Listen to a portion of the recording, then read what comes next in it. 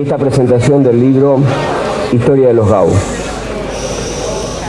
Decir simplemente en nombre de Banda Oriental que este libro se integra perfectamente a la larguísima producción de la editorial en casi 60 años de ediciones vinculadas a nuestra realidad literaria, histórica, social y también política. Por lo tanto, cuando los compañeros nos trajeron el libro, entendimos que este esfuerzo de Martín y Enrique merecía, digamos, apoyarlo y trabajar con ellos en la edición que quedará lo mejor posible.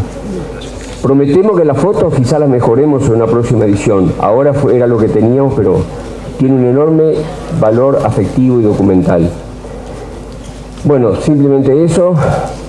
Agregaría sí que hace poquito con los compañeros de la editorial estuvimos revisando toda la literatura sobre el pasado reciente y de alguna manera vimos que del 85 en adelante fue necesario, fue lógico de alguna manera, que circularan cantidad de ediciones cumpliendo una función, yo diría, de emergencia, muchas veces militante, muchas veces política. Había una urgencia desesperante, por cierto, de tratar de entender todo lo que había pasado y encontrar claves para salir y demás. Entre los cientos de títulos publicados, muchos responden a esa actitud de emergencia y algunos, sin embargo, se destacan por ser de más aliento, de más profundidad y quizás son los que van a permanecer en el tiempo. De alguna manera, la historia de los GAU es recuperar ordenadamente, con claridad, un proceso que culmina en el 85, pero atrás queda una enorme cantidad de luchas, y esa tarea de aliento, de cosa a futuro, de perdurar, de valor documental, creo que el libro lo cumple a la perfección. Por eso el libro es doblemente bienvenido, porque recupera una historia de un periodo determinado de la historia reciente, de un grupo político, pero además lo hace con una visión de aliento, reitero, de buscar que las cosas no respondan simplemente a emergencias puntuales o cuestiones meramente militantes, muchas veces que se justifican, pero a veces la cultura necesita de estos aportes sólidos. Nos acompañan hoy, bueno, Martín y Enrique, por supuesto, Fernando, en nombre en su calidad del PCNT, del presidente del PCNT,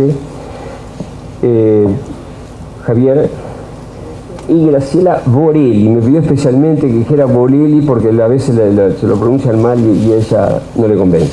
Se va a incorporar enseguida porque prometió llegar 7:15, que ya no llegó, Gerardo Gaetano, pero dice Enrique que va a llegar. Llegará 8:15, no hay problema. Entonces creo que lo mejor es, como dueño de casa, yo soy el dueño de casa acá, así que por lo tanto esperemos que no sea tan transitorio. Esto es un comodato, no te creas. Buenas noches. Bienvenida. Bienvenido. Estoy sorprendido de la cantidad de gente. Gratamente sorprendido. Ni Martín ni Enrique se esperaban esto, ¿verdad? Da gusto ver la huella, esa huella que hay que transitar, la huella de Sereñi llena de gente, llena de compañeras, llena de compañeros, para encontrarse sobre un libro. Me voy a arrimar el micrófono. No quiero ser muy extenso, quiero dar la bienvenida, quiero compartir, quiero ser parte de este libro, quiero ser parte de esta historia. Quiero ser parte de los afectos. Muy breve. Las obras políticas son obras humanas, son obras de personas, de mujeres, de hombres, pero de carne y hueso, con sus pasiones, con sus dolores, con sus esperanzas, con sus sueños, con sus familias y también con su legado. Yo creo que la memoria política no debe perder esa dimensión humana. la política es una tarea esencialmente humana. Me gusta representarlo con la imagen de aquel dibujo de Leonardo del hombre Vitruvio, que lo tengo presidiendo la oficina acá en el frente. La política a escala humana, la dimensión humana de la política. La política, la comprometida, esa que se encarna en el militante, es, como me enseñaron hace ya muchos años algunos queridos amigos acá cerca, una vocación de servicio, que la compartimos con nuestras historias, con nuestras peripecias personales, y dedicamos una parte sustancial de nuestras vidas a esa militancia. Yo creo que esta es una opción ética, es una vocación ética. Con este marco de cabeza de la dimensión humana, de la política, de la ética, de la militante, quiero recorrer el libro empezando por atrás. Quiero empezar por el final. Dicen Enrique y Martín: sentimos un enorme orgullo de lo hecho por tantos compañeros a lo largo de 2 décadas claves para el país. Y mantenemos un compromiso de por vida con los que no están, en especial con los desaparecidos. Conocer su destino y circunstancias es una obligación irrenunciable del presente y del futuro del país. Y el libro cierra con un capítulo que se llama Apartado Testimonial sobre los compañeros desaparecidos. Y ahí uno empieza a recorrer nombres de gente que vos conociste, pero yo no, pero que vos me hiciste conocer, a quien le restituimos el nombre, a quien le restituimos la imagen, a quien volvemos a darle humanidad, a desaparecer, a recuperar la dignidad de cada una de nuestras compañeras, de nuestros compañeros. Me quiero quedar solo con la foto de la sonrisa de Elena Lerena. Restituir las sonrisas, restituir el gesto humano de cada uno de nuestros compañeros. Y ese es un primer capítulo para mí fundamental, que es el de la persona, de las historias, de las vivencias, de lo vívido, de lo que llevamos juntos. Ese es el epílogo de una historia política que hoy nos relatan algunos que para mí son mis mayores, en muchos sentidos, y que nos ilustran y que nos meten en un proceso histórico, un grupo político, de una experiencia política que además se fue transformando en el tiempo. El libro es un relato de eso. Yo quería preguntarle a mis hermanos los autores, a mis tíos mayores los autores, ¿por qué? ¿Para qué? Y aventurar algunas 2 líneas de respuesta. ¿Por qué? Porque lo vivimos, porque sentimos la necesidad de transmitirlo, porque sentimos la necesidad de decir a dónde vamos y de dónde venimos, parafraseando al poeta nicaragüense. Porque es dejar testimonio, porque es dejar huella de haber transitado. Y es un libro curioso en ese sentido, porque sí es un libro de historia, de una narración circunstanciada, de hechos, de acontecimientos, que como toda historia es un testamento que selecciona y nombra, que elige, que también olvida, que elige olvidar también. Yo le contaba a Martín y al pelado que para la generación que vinimos después, que convivimos en distintos ámbitos, las experiencias, nosotros descubrimos, la generación que hicimos la salida de la dictadura, descubrimos mucho los documentos de aquella historia a partir de otras fuentes insospechadas. 2 tomos que publicó la dictadura. Y ahí aprendimos que era Olas, que habían grupos que se llamaban GAU, que había otros grupos que trabajaban en esto en aquel sentido. Es curioso. Pero para una generación que estaba en la dictadura y que intentaba trabajar en la dictadura, para nosotros es la fuente de información. Y nos faltaban estas historias, y muchos años después, y un largo anhelo, como decía Martín hace un rato, van generando esas historias y hoy permiten abrir estas historias. Entonces ahí hay una fuente documental, o un relato valioso. Quiero entender el porqué, me solidarizo con el porqué, me juego con el porqué. La otra pregunta que es distinta es el para qué. Y estos son los juegos de la memoria. Son los trabajos de la memoria, dice Elizabeth Chelín, que ahora apareció una linda entrevista hace poco en la diaria. Los trabajos de la memoria, el construir la memoria, y la memoria ¿para qué? Y es la memoria que nos permite identificar los valores que estaban en juego en aquel momento, pero para aplicarlos en el hoy. Es la memoria ejemplar y no la memoria intransitiva. No es el mero recuerdo, no es el mero volver a pasar por el corazón del hecho único, intransferible, compartible y comprensible cuando nos miramos, cuando gesticulamos,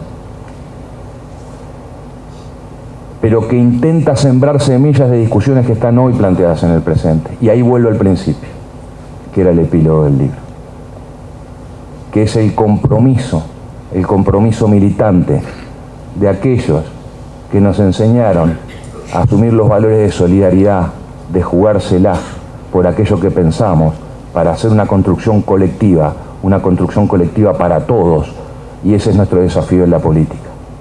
Y sobre esas huellas queremos algunos transitar hoy, volvemos a reafirmar el compromiso, cargado de afecto, cargado de corazón, conmovido por historias compartidas, pero desafiados de futuro. Y esperamos, sobre esas huellas, seguir transitando otras huellas para que otros abran los caminos que aquellos soñaron y que hoy recordamos, rememoramos y ratificamos en el compromiso de una sociedad justa, de una sociedad solidaria, de nuestro compromiso humano, militante, con estos antecedentes. No quiero decir más, quiero que el silencio sea el espacio de hermanamiento con quienes escribieron el libro y con quienes hicieron la historia de este libro, historia de la que somos parte y tomamos partido. Gracias.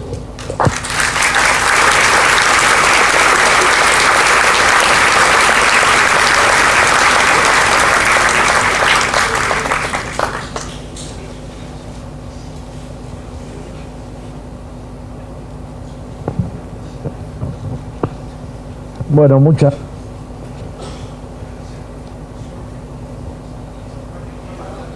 ¿Se escucha? No, el micrófono.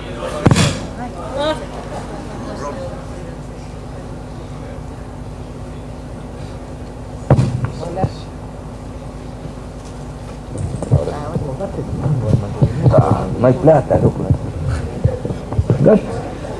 Gasten un poco en el mantenimiento de...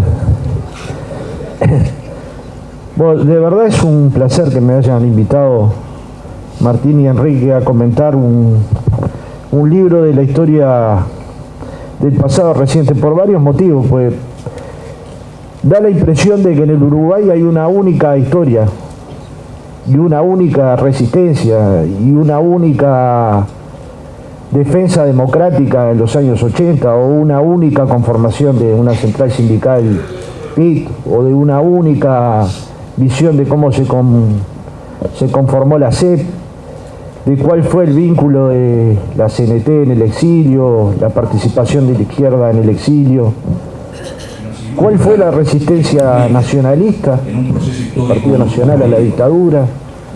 Hay muchas historias que han quedado en el camino producto de que se escogió, no sé si equivocada o acertadamente, esperar un tiempo prudencial para escribir sobre la historia del pasado reciente. Me refiero que creo que la mayor parte de los uruguayos probablemente no sepan de la existencia de los GAU, no sepan que existió antes de la dictadura y hasta el año 85 un grupo importante de compañeros que conformaron una organización, y que probablemente no sepan por una decisión que se tomó dentro de los GAU, supongo. Porque cuando yo llegaba a la CNT había algo muy prolijo, decía, esto es muy metódico, debe ser algún GAU, ¿no? Y esa historia ya tiene 30 años, tal vez o más.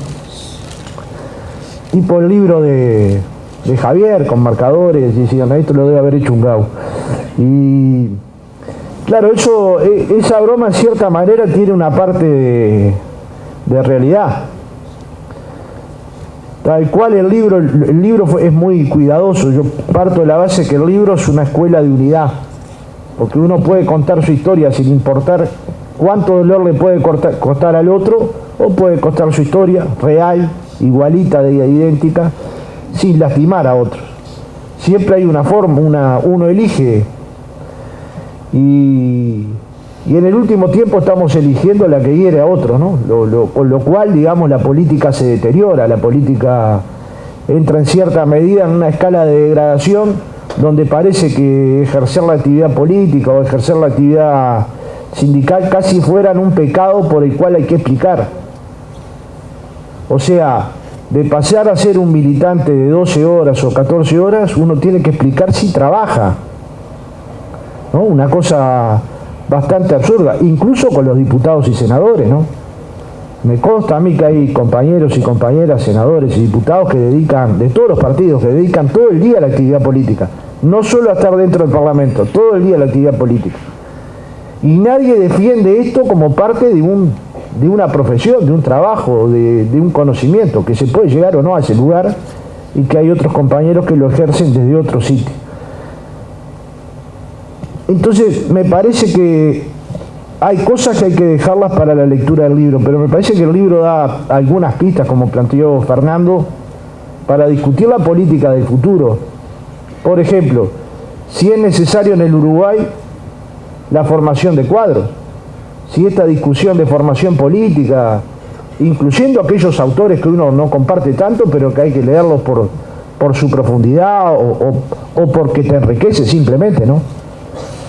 Entonces hay una parte del libro que a mí particularmente me parece trascendente para pensar el futuro, que tiene que ver con la formación de los cuadros políticos, que yo creo que ha sido abandonada por los partidos políticos, en cierta medida ha sido abandonada también en las esferas de los movimientos sociales, y eso no deja aparte al movimiento sindical, más allá de que tenga una escuela sindical, pero no sé si estamos llegando a la cantidad suficiente de trabajadores. Entonces ahí hay una pista. Una segunda pista es la pista de la unidad sindical, del papel que jugaron en la unidad sindical compañeros como Héctor Rodríguez. Yo recién hablaba con el Pájaro Vilaró. No sé si el movimiento sindical le ha dado al Pájaro, a Héctor Rodríguez, el valor que tuvo en la construcción de la unidad. Él y otros compañeros, pero claramente él jugaba un papel trascendente. Acá hay 2 o 3 compañeros que nos encontramos todos los domingos y si algún sábado que otro en la feria, juntando materiales viejos, libros viejos, debates de aquella época. Discutimos cuál es la biblioteca más grande en materia de libros de debate, sobre todo de debates sindicales, y está claro que si uno se pone a leer con atención el libro, pero en particular los debates de la época, Héctor construyó una forma de ver el movimiento sindical que hoy sigue estando vigente. Por ejemplo, cuando define que una cosa es la actividad sindical donde hay que convocar a los trabajadores de todos los partidos políticos a participar de las asambleas, escuchar a todos con mucho oído, con mucha amplitud, y esa es la actividad de un dirigente sindical dentro de su lugar de trabajo. Pero eso no es un obstáculo para que ese militante sindical o social pueda ejercer al mismo tiempo actividad política. De hecho, Héctor fue diputado. A mí particularmente me cuesta encontrar en esa época, en la década del 60, un convenio tan completo. Incluso creo que costaría ahora encontrar un convenio tan completo como el que firmó el Congreso Obrero Textil con las patronales textiles, que eran patronales durísimas. Perdón, pero es que vine con lo que me queda. Pero eso me permitió leer más de una vez el libro. Entonces hay también un cierto homenaje a una figura que es trascendente y que, por cierto, el PCNT no va a dejar pasar su 100º aniversario. De hecho, ya está trabajando la comisión de fundadores, el propio secretariado ha tomado el tema a los 100 años de su nacimiento. Obviamente él nació un 14 de agosto, así que ese día no va a ser, pero seguramente sobre finales de agosto va a haber un gran acto en el PCNT donde se recuerden cosas de esta vida y ejemplos de esta vida. Por ejemplo, una frase que en el libro no la encontré, pero sí la encontré en debates de la época de 65, 66. Es decir, una frase que a mí, por lo menos cada vez que la escucho, me logra conmover. Decía: el discurso más duro, decía, no es el que más duro suena, es el que más gente convoca. Entonces, claramente es un discurso que llama a la gente a construir su propia historia, que no cree que el dirigente sindical solo pueda construir la historia de todos, que cree que esa historia solo es posible construir si miles de trabajadores se suman a la lucha, y que difícilmente lo hagan si el discurso del dirigente sindical no es claro, no es amplio, no admite las diferencias, no admite la amplitud de pensamiento. El libro claramente también recoge lo que fue la resistencia a la dictadura y lo que significó, lo que planteó ahora mi compañero Javier, sobre la cantidad de desaparecidos, la cantidad de presos, la cantidad de exiliados, lo que significó para la izquierda uruguaya, y me refiero a la izquierda en su más amplio abanico, advirtiendo que la izquierda también está fuera del Frente Amplio, o que parte de las personas que sí tienen sentimiento de justicia social también están fuera del Frente Amplio, y que fueron resistentes a la dictadura militar. Me refiero al wilsonismo, pero a muchos otros sectores pequeños de los partidos tradicionales que jugaron un papel destacado y que tampoco muchas veces son descritos suficientemente en la historia reciente. Pero el libro recupera la lógica de que hubo una resistencia pensada, es decir, una resistencia de cuadros que soñaban con que la dictadura finalmente iba a finalizar. También recuerda lo que fue la resistencia a la huelga general y la cantidad de incertidumbres que hay. Yo soy de los que creo que esas diferencias no se van a laudar nunca. Si el día que comenzó la huelga estaba bien, si el día que se levantó estaba bien, si fue la cantidad de días suficiente, si fue el momento mejor para el levantamiento. Ahí hubo una diferencia importante, sobre todo sobre el levantamiento de la huelga. Lo cierto que debe ser el único país en el mundo que ante una dictadura militar convoca a una huelga general con ocupación de puestos de trabajo. Y Héctor y otros compañeros jugaron un papel determinante. Muchos de los compañeros que mencionan el libro han sido compañeros míos de militancia. Germán Riet, el gallego Juan Manuel Rodríguez. Con Héctor tuvimos un vínculo, ya Héctor bastante veterano, pero nos juntamos una cantidad de veces, Miguel Guzmán. Y realmente son cuadros que le han aportado a la izquierda y al gobierno a la izquierda mucho talento. De repente esto no es de análisis aún más reciente todavía, ¿no? pero hay cuadros GAU que han participado de los gobiernos de la izquierda en el Uruguay, que yo creo que han sido un aporte muy valioso. No solo lo creo porque los voté, pero los creo porque de verdad creo que han significado un aporte muy valioso.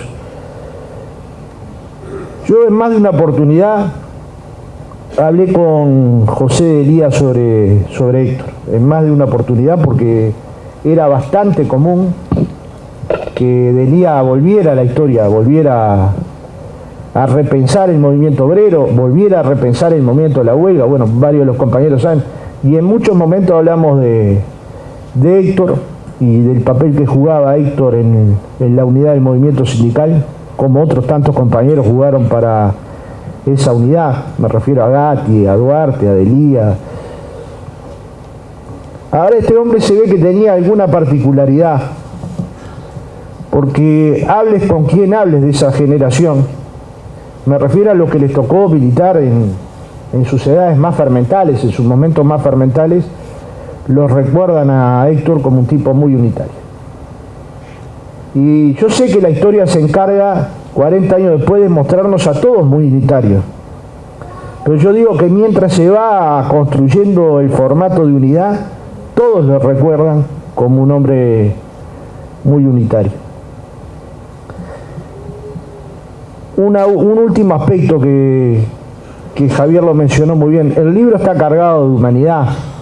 Yo creo que es una lectura que vale la pena porque está cargado de humanidad, de recuerdos, de vivencias, de la militancia política como centro de la vida de las personas, de la militancia política con objetivos claros, con sueños, con utopías, con construcciones ideológicas, con formulaciones políticas que luego serán mejor o peor interpretadas, pero que están colocadas en la historia del Uruguay, de la construcción de la izquierda unitaria, del movimiento sindical unitario, pero que están construidas también en la defensa de la democracia, en la resistencia a la dictadura y en la reconstrucción democrática.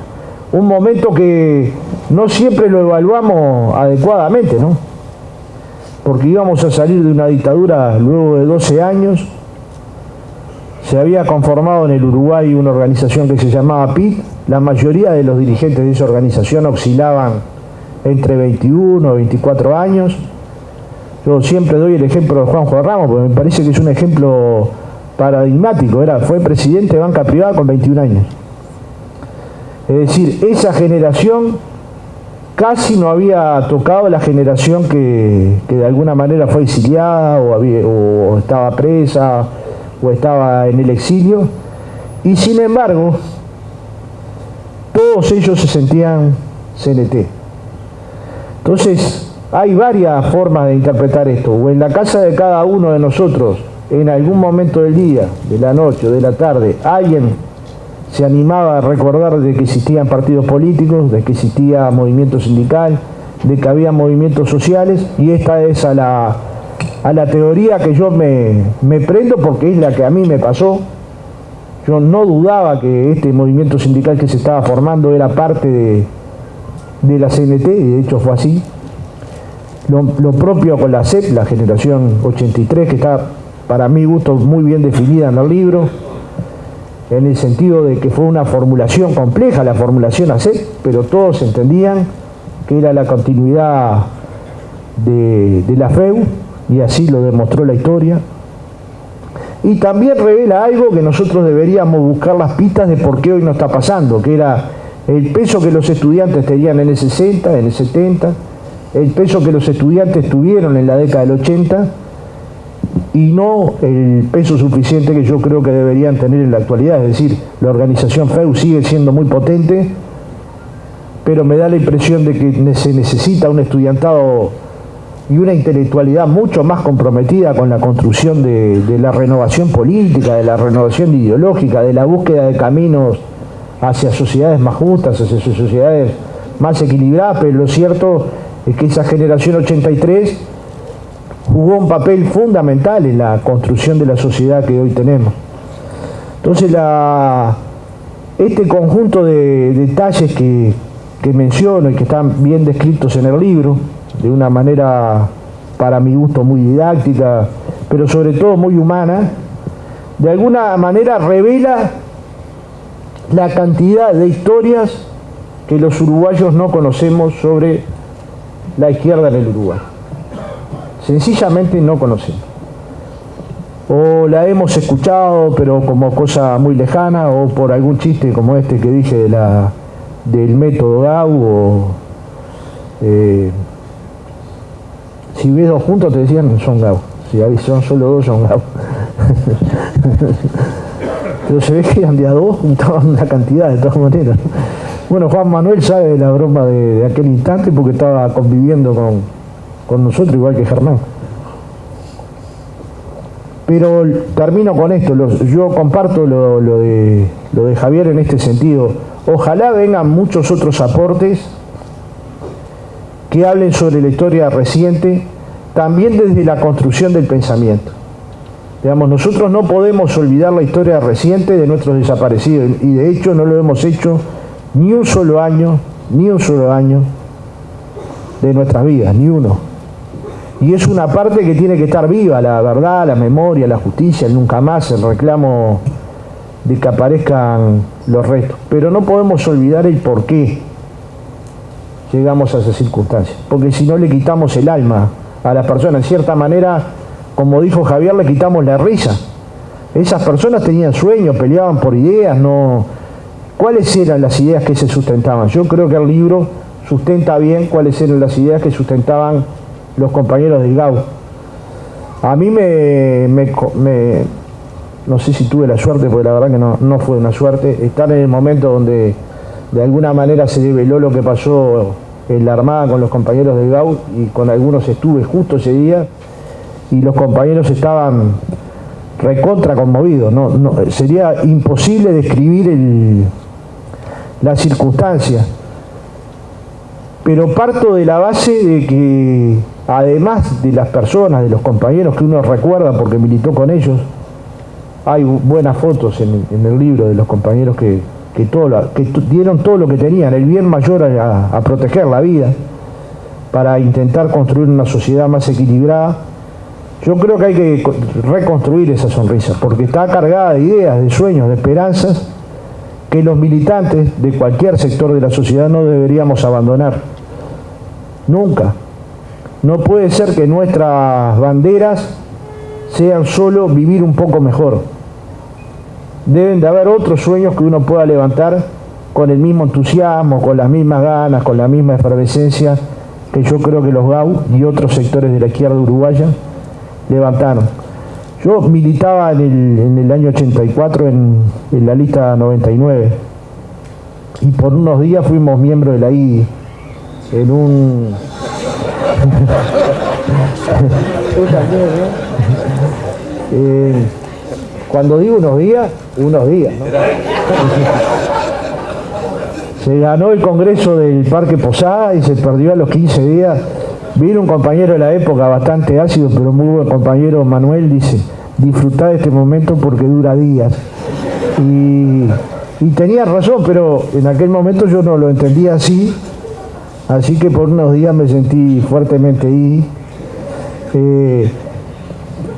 Y bueno, no me acuerdo cuánto perdimos en el segundo congreso, pero más o menos 9-1. Por cada 9 votos negativos, uno fue afirmativo, uno fue el mío, pero esta es parte de la anécdota. Lo cierto es que a través del tiempo logré conocer muchos de estos compañeros que son cuadros políticos muy fuertes de la izquierda uruguaya, de una forma de sentir la izquierda, de una forma de vivir la izquierda, que creo que con otras múltiples formas de vivir la izquierda en el Uruguay se ha construido herramientas que son muy potentes y que la propia historia se va a encargar de remarcar. Me refiero sin duda al PCNT, y sin duda como herramienta política el Frente Amplio ha sido una herramienta fuertísima, construida por hombres y mujeres que de alguna manera creyeron que la unidad era un proceso posible, creyeron en el Congreso del Pueblo como una herramienta de construcción programática. Era difícil para compañeros que defendían su salario decir, bueno, pensemos un poco más allá del salario, pensemos en cómo construir otro país, en cuáles serían las políticas al servicio de la nación, en un país que yo creo que se ha dado algunos lujitos interesantes, como la creación del CIDE, como la construcción del Congreso del Pueblo. Es decir, me parece que nuestra izquierda tiene muchas cosas por las cuales enorgullecerse. Me refiero en lo político y en lo social. No siempre lo hacemos, pero sí tiene mucha historia recorrida. No solo la construcción, insisto, de Frente Amplio o CNT, me refiero también a la construcción del movimiento cooperativo, de la participación en la actividad social, de la participación en la actividad barrial, en los clubes deportivos. Tal vez ese capítulo habría que tratar de bicharlo nuevamente. Muchas gracias de nuevo por la invitación. Disculpe la lentitud de la oratoria, pero la voz que tenemos.